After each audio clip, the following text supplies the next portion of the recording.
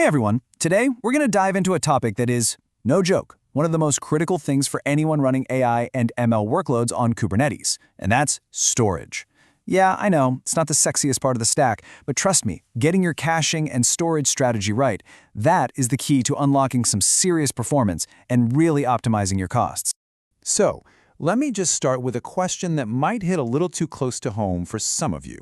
Are your AI models starving for data? Because here's the painful truth, right? You can have the most powerful, top-of-the-line GPUs money can buy, but if they aren't being fed data fast enough, they're basically just expensive paperweights. They're sitting there, idle, just waiting. And all that idle time, that's your budget, your competitive edge, just vanishing into thin air. And this gets us right to the heart of what we're talking about today, the great AI/ML bottleneck.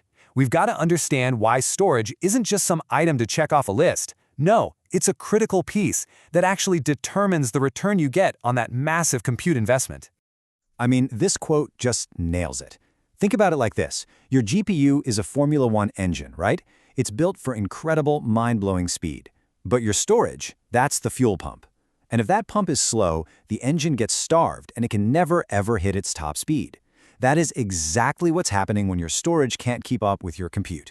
So before we can even start talking about fixing the problem with fancy high-speed caching, we have to lay the right groundwork. What does a really solid storage foundation for ML on Kubernetes even look like?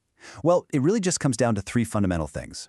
First up, independence. Your storage absolutely has to outlive your pods. Simple as that. Your training data, your model checkpoints, they have to stick around. Second is availability. Any pod on any node needs to be able to get to the data. This is completely non-negotiable, especially for distributed training. And third, durability. You've got to have built-in redundancy to protect your assets from data loss. I mean, these aren't just nice-to-haves, they are the bedrock of any serious ML setup. Okay, so our foundation is solid. Now let's go after the first bottleneck, just getting the job started in the first place. You know, the time it takes to pull those huge container images for things like PyTorch or TensorFlow, that can be a massive, hidden drain on your team's efficiency. And this chart just says it all, doesn't it? Look at a typical setup without any caching. The amount of time spent just pulling down the container image is huge. It can totally dwarf the actual time the job takes to run, especially for those quick, frequent tasks. But now, look what happens when we use an on-node caching strategy.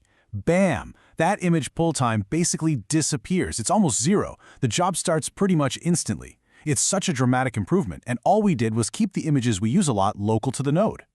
So how do you do it? Well, there are a couple of great ways. If you're using BottleRocket, it already has a dedicated data volume that's perfect for this job. And if you're on Amazon Linux 2023, you can just attach a secondary EBS volume and create your own high-speed cache. Either way, you get to that near-instant startup. All right, so our containers are starting up in a flash. Great. But now we get to the main event. How do we keep those GPUs fed with massive data sets while the training job is actually running? And here's something you really have to understand. It's not always about the sheer size of your dataset in terabytes. A lot of the time, the real performance killer is the number of files. A dataset with millions and millions of tiny little files can absolutely crush a storage system because every single one of those file accesses introduces latency. This is why picking the right tool for the job is so important. This table's a great little cheat sheet. For just cheap, scalable storage, S3 is awesome, but you're looking at 100 to 200 milliseconds of latency. If you need something faster, S3 Express 1 Zone gets you down to single-digit milliseconds. But for those really intense, demanding jobs, FX for Lustre gets you down to sub-millisecond latency. You have to match the service to how your app reads data.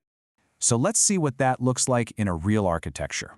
On the left, you've got the old way, pulling directly from S3 every single time. It's simple, sure, but you pay that latency price on every read.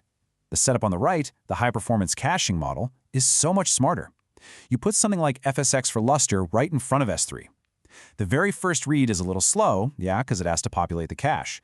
But every read after that, it's served at these insane sub-millisecond speeds.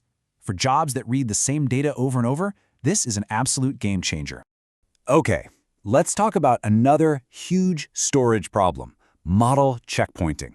When your training job is running for days or even weeks, how do you save your progress without grinding the whole operation to a halt?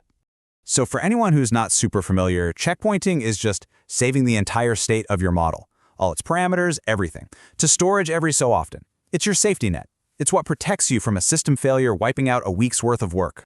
And the scale we're talking about here is just mind-boggling. For these huge language models today, a single checkpoint isn't a few gigabytes. No, it can be terabytes in size.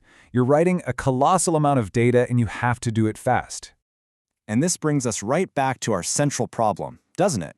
If your storage can't write all that data really quickly, what happens? Your GPUs stop training. They just sit there, idle, waiting for the save to finish. And every single second they wait is just money down the drain. So, we have covered a lot of ground. How do we pull all this together? It really comes down to a clear way of thinking about your caching strategy. And it's all about matching the right tool to the right job.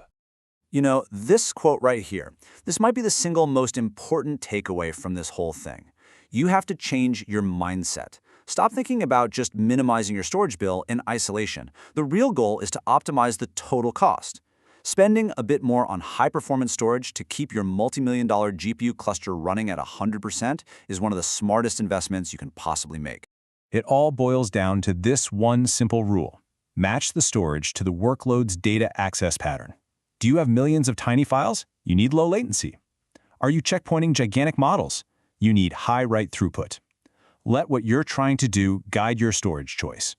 Which really just leaves us with one last big question for you to take back to your team. In your AI practice, is your storage strategy just an afterthought? Or have you actually engineered it to be a true competitive advantage that gets you to your results faster? Thanks for tuning in.